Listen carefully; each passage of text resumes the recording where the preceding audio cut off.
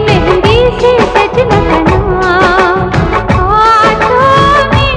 ان ہاتھوں میں جسے پڑھتی ہوں میں صبح و شام جسے پڑھتی ہوں میں صبح و شام ہاتھوں میں ان ہاتھوں میں لکھتے مہندی سے سجنا بنا لکھتے مہندی سے سجنا بنا